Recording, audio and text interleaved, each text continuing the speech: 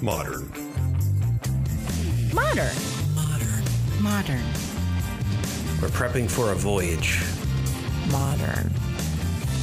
The force of an old-fashioned equals whiskey mass times bitters acceleration.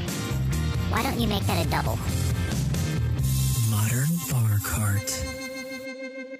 What's shaking, cocktail fans? Welcome back to another episode of the Modern Bar Cart podcast. As always, I'm your host, Eric Kozlik. Thanks for joining me today for another one of our Bar Cart Foundations episodes, where we take a deep dive into one of the most important topics confronting the modern home bartender. This time up, we have sort of a cocktail citizenship topic. In this brief episode, I'm going to take you through the habits and traits of cocktail snobs and cocktail slobs, so that you can avoid being either one at your next cocktail party or trip to the bar. We're going to have a featured cocktail later on in the episode by means of an example, but right now, I'm going to jump in by explaining why we're pausing on this topic instead of any number of other cocktail-related subjects we could be discussing at this very moment. A few years ago, when I first dipped my toes into the wine and spirits world, I took a class here in DC, and the instructor said something on the first day of that class that has stuck with me ever since. He said, and keep in mind this was primarily a wine course, "We're not here to make you wine snobs. We're here to make you wine Jedi." That's pretty good, right? Since then, I've been in a number of situations where I came out feeling like either a cocktail snob or, worse, a cocktail slob. So it's been one of those topics that's been percolating in the back of my mind ever since I started working with cocktails day in and day out. I've gotten to watch a lot of people learn about cocktails for the first time, and I've also gotten to see people make others feel bad for their drink preferences or knowledge gaps. Here at Modern Bar Cart, we're really focused on building an inclusive community where people of all different types can feel comfortable experimenting with flavor, regardless of how much they know or what they like. So, this episode is kind of our way of explaining how to behave in a community like that. Basically, we're trying to build the world we want to live in, a place where nobody is a cocktail slob or a cocktail snob.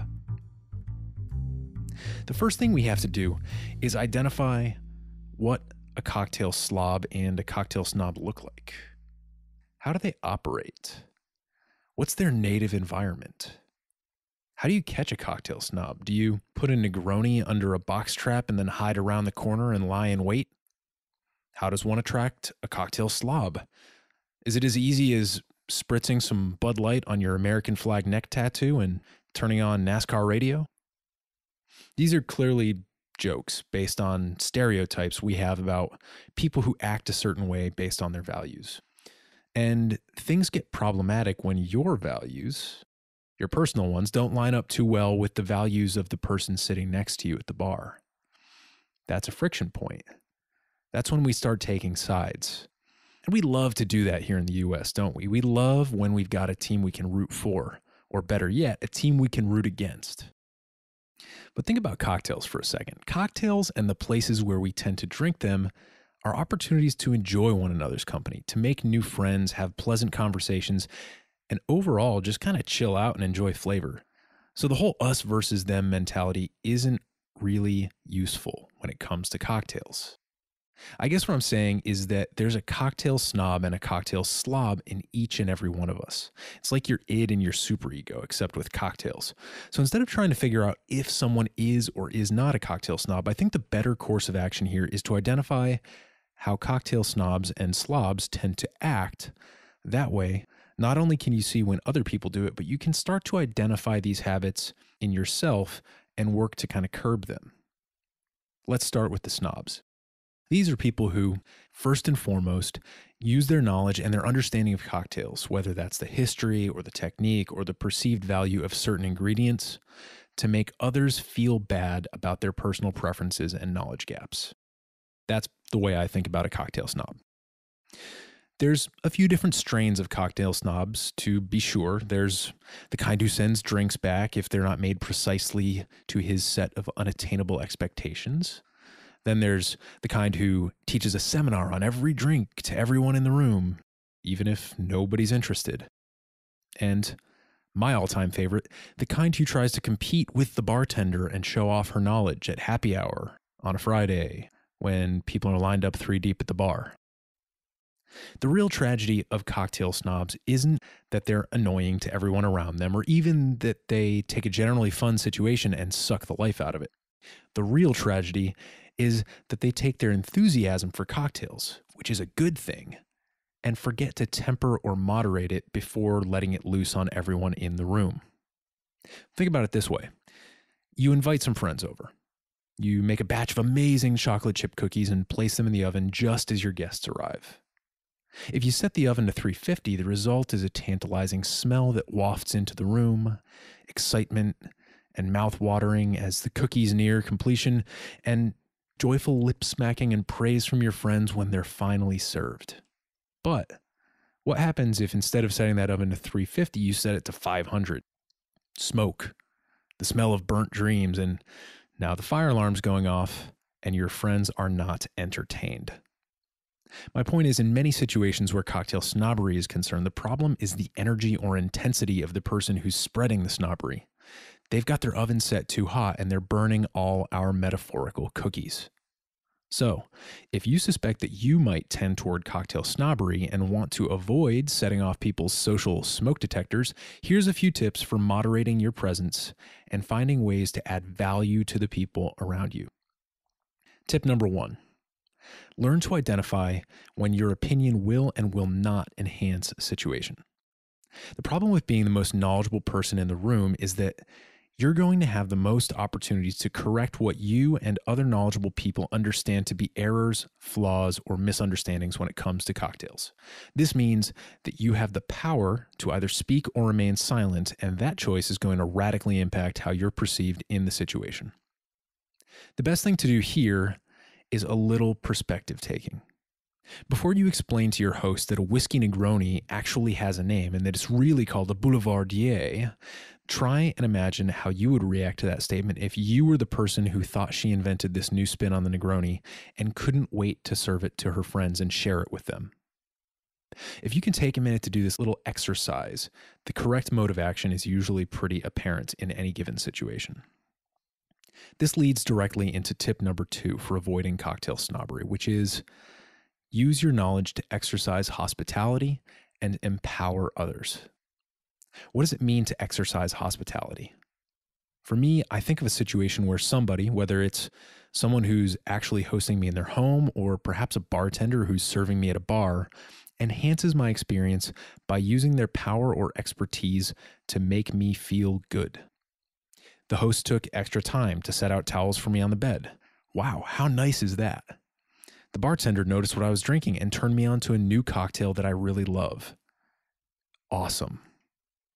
Those are 2 examples of using power to exercise hospitality and enhance somebody's experience. So before you offer an opinion or try to enforce a standard, ask yourself, am I exercising hospitality, and will this empower the people around me to enjoy themselves or learn something that excites them? The answer isn't always going to be clear, but good hosts are always looking for ways to make their guests feel good. So just by asking yourself the question, you're already ahead of the game, even if you're not truly the host of a given situation. Hospitality, remember this, can come from anyone. Tip number 3, be aware of the economic implications of your good taste. Congratulations, you've learned a lot about cocktails. You've had the time to study and taste test and read and listen to podcasts that all make you a better bartender. You've got 3 types of orange liqueur on the bar, a dozen different bourbons, and the correct glassware for every type of drink. If this sounds even a little bit like you, it's probably useful to keep in mind that you're a member of the cocktail elite, and that most people don't have the same elaborate liquor collection, all the fancy tools, or the understanding of how to use them correctly. This is just the way of the world. It's lonely at the top. So, before you explain to your host that a martini made with vodka isn't really a martini, take a quick look around and ask yourself if maybe that bottle of vodka is the only bottle of spirits in the house. Cocktails are a symbol of the good life. If you've got the time and resources to pursue them, it means your other needs are covered. But people with all types of incomes and resources enjoy a good cocktail. The big difference is often what they can afford. And this is a really important time to be able to keep your snobbery in check, because that's how you avoid looking like a rich asshole. Our final piece of advice regarding cocktail snobbery is this. Above all else, chill the heck out. Think about the coolest people in the movies or at the bars you visit. They're not the loud ones, the opinionated ones, the ones holding court in the middle of a group of people. They're the subtle people who take in the scene, make eye contact, speak in a reasonable tone. They're the ones who resist the temptation to drink too much, and yes, to correct other people's drink choices. So, if putting on a bit of a James Bond persona before you enter the room helps to chill you out and prevents you from putting your foot in your mouth, then I say that's a great idea. If at any point so far you've felt picked on, or if any of those cocktail snob descriptions hit a bit too close to home, you're about to get a break, because now it's time to turn our attention to the opposite end of the spectrum and take a look at cocktail slobs. The word slob is actually an ancient Celtic word for mud, and I think we can all figure out how this came to be. Slobs are the type of people who track mud into the house and don't notice or don't care. And just like they existed back in the days of the ancient Celts, they still exist today, even in the cocktail world. The key here is obviously the not noticing and the not caring. And these traits make somebody appear either ignorant, uncultured, oblivious, or a beautiful mix of all three. Here in the US, there's an added geographic and socioeconomic twist on the slob-snob conflict. And you can kind of sum it up as city mice versus country mice, red states versus blue states, hipsters versus hillbillies. From the very earliest days of our nation, there's always been a tension between cities and rural areas revolving around whose interests are being represented faithfully, who gets to set regulations, who's in power and who's fighting that power.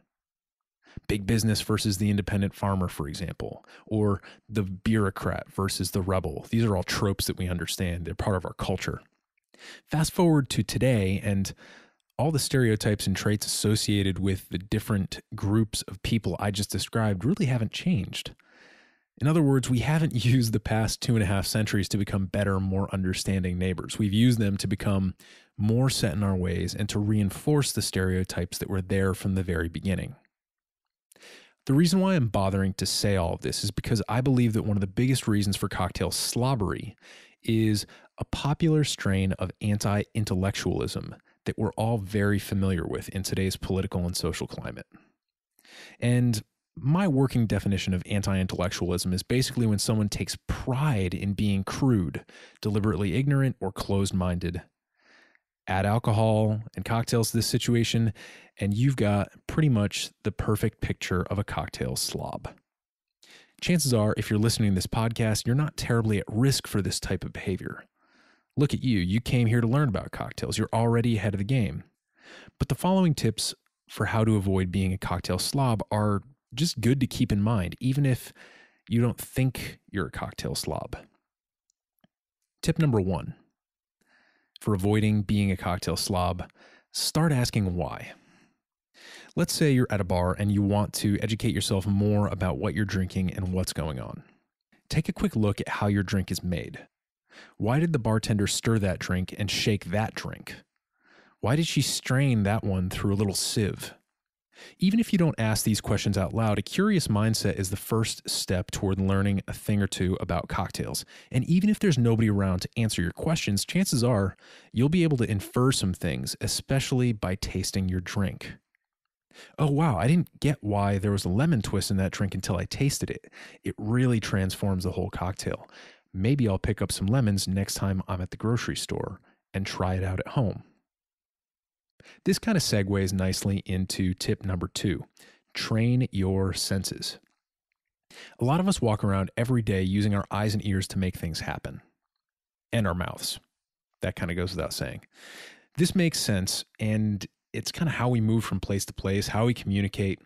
Unfortunately, the world of smell, taste, and flavor takes a back seat to our eyes, our ears, and our words, basically. So when it comes time to exercise these senses in a cocktail setting, they're oftentimes woefully underdeveloped. The best way to beef up your sensory perception is to go out of your way to taste and smell new things. And going back to tip number 1, this requires curiosity. One exercise you can do, especially if you're really timid about trying new things, is to take that one drink you know and love. Maybe it's a rum and coke. Maybe it's a mojito with store-bought mojito mix. And just start by adding a little extra flair when you make it. Tonight, maybe add a squeeze of fresh lime. This weekend, add a sprig of mint. See what that does. These are the baby steps that will help you get excited about flavor and begin working those atrophied sensory muscles that have fallen into disuse. Tip number 3, learn to identify when you're being marketed to. This is a big one. One thing about cocktail snobs that you can't deny is that they tend to know what they're talking about. They know the difference between an Islay and a Speyside Scotch. They know which style of vermouth to use with which cocktails, and they know a good deal on a bottle when they see one, because they've done the research. Basically, they use their knowledge base to cut through a lot of the marketing static that exists in the spirits world. And to a bunch of us, this can come off as pretentious, but there is a flip side to that coin. They get better deals and better quality than people who kind of give into that marketing. This is not to say that all major liquor brands make bad stuff or that great branding doesn't add something to the experience of a product. But if you're the kind of person that orders a Jack and Coke at the bar instead of a whiskey Coke, you've already been programmed by the media and by the marketing of these brands, and you should probably see what else is out there. Make a point to do that. The obvious pitfall here is that big brands that tend to make cheaper products also have the best bar placement and merchandising displays at the liquor store and in the bars because they use their marketing power to assert their dominance. And this means less variety and more marketing overall. So if you want to learn more about how you can start to identify better quality spirits and start learning how to do that research, check out episode 22 of this podcast, Decoding Spirits Labels. That will give you enough baseline information so that you can cut through some of that marketing static and make more better informed decisions both at the liquor store and at the bar. Our last tip for how to avoid being a cocktail slob is find your zone of proximal drinking. What the heck does that mean? Let me explain. There's a concept in educational psychology called the zone of proximal development, or ZPD for short. And this concept explains how people learn most effectively. If you already know how to do something, for example, you're not learning. And on the other hand, if you're presented with a task that's so far beyond your skill set that you can't even begin to accomplish it, you're not really learning anything there either. The sweet spot where learning tends to take place is just beyond your comfort zone, perhaps in the presence of a more skilled person who can kind of help you along the way and take kind of baby steps to expand yourself. This is the zone of proximal development, and it can be applied to all types of learning, even about cocktails. The two key points here are to push yourself and to find somebody who can be a guide to you. If that's a friend or a bartender, that's great. But if no one is available, maybe there's a podcast out there that can help you along your journey. Wouldn't that be convenient? We'll wrap things up today with a featured cocktail that is a perfect synthesis of so many of the things we've been talking about. The Cuba Libre. A true Cuba Libre is basically a rum and coke made with non-American cola. In other words, cola made with sugarcane instead of corn syrup. Most popularly, this is Mexican Coke, but there are other colas out there depending on where you are that also use sugarcane rather than corn syrup. It's not just a Coke thing. To make a Cuba Libre, you need, very simply, 2 ounces of white rum, 4 to 6 ounces of cola, and a lime wedge. And all you got to do is build this drink in a Collins glass over ice, squeeze the lime, and you're off to the races. For cocktail snobs, I think the Cuba Libre is a really great reality check. Yeah, you are not too good for a rum and coke, and you know what? This is actually damn tasty. And for cocktail slobs, This is both familiar and a bit challenging. It's a rum and coke, but it doesn't taste like what I usually drink. Why is that, and how can I make my rum and cokes taste more like this? When I personally make a Cuba Libre, I enjoy swapping out the lime for a lemon, using dark rum instead of white rum, and even throwing in a couple dashes of our embitterment aromatic bitters. But hey, you do you. The last thing I want to be accused of here is being a cocktail snob. Thanks for tuning in, and I hope this episode was a useful reality check no matter where you happen to be on your home bartending journey. Cheers.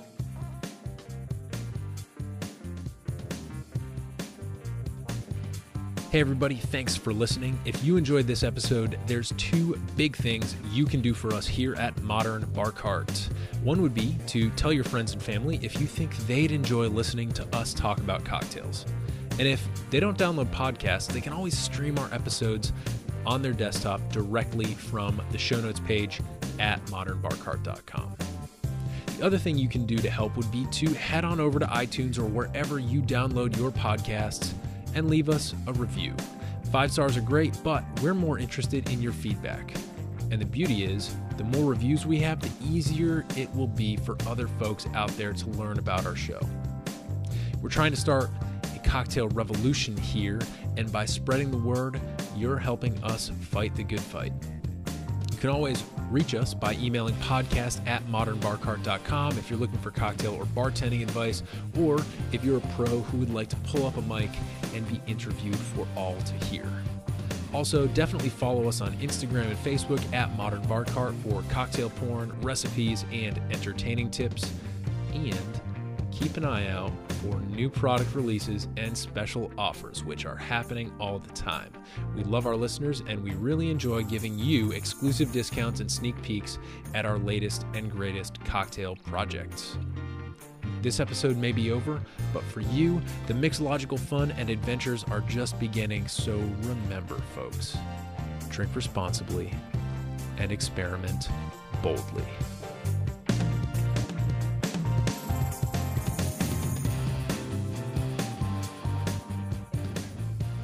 This episode was made possible with editing and production assistance by Samantha Reed and some cocktail truth bombs by yours truly. This has been a Modern Bar Cart production, copyright 2018.